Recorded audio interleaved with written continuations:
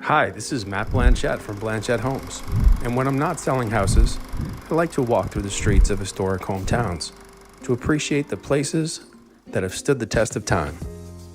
Walk with me. Hello and welcome back to another edition of Walk With Me. We're walking on the very busy high street, so sorry in advance for any traffic today. We're the best boy on the block, and I'm not talking about Gordon. This is Lincoln, Alabama Blanchett. And of course, this is the town historian, Gordon Harris. Thanks for being with us. Yeah, sure. So we are here at, I believe this is 34 High Street.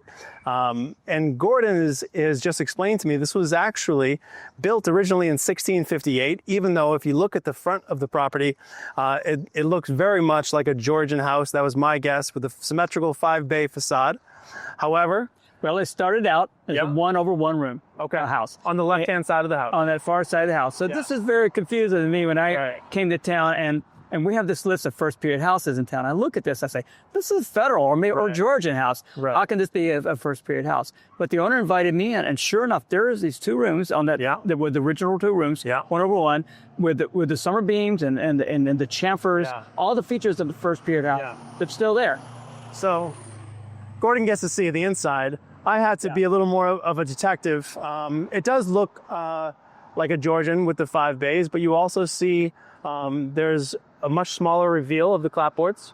That's right. In front of the house. Small windows. Smaller windows, 6/9, which is period. And then I've noticed also that when you get to the top of the windows, they go right up to the roof line. There's not a big frieze board on top like you find in later houses. Right, really tucked up close there. Yeah.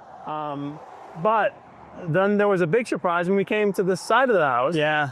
And then we started to see, well, this clearly is not built in the 17th century. No, it's not. And what the builders apparently did over several periods of owners is they added onto it, and it became a deeper house. And it appears when you look from the back, because there are differences, that they made that little house deeper, and then they added on the right-hand side, and then eventually that central chimney that was here was taken away, and we see two chimneys today. Yeah, you can really see from the back of the house how the right side facing the house is a completely different era. Yeah. You have the shake siding on the left-hand side, but you do see the 8/8 hung windows, so you know it was built in the 18th century. Oh yeah, this is 1763 is when we believe that the house basically assumed this size and form. Yeah, it was about 1800 when the central chimney was taken away.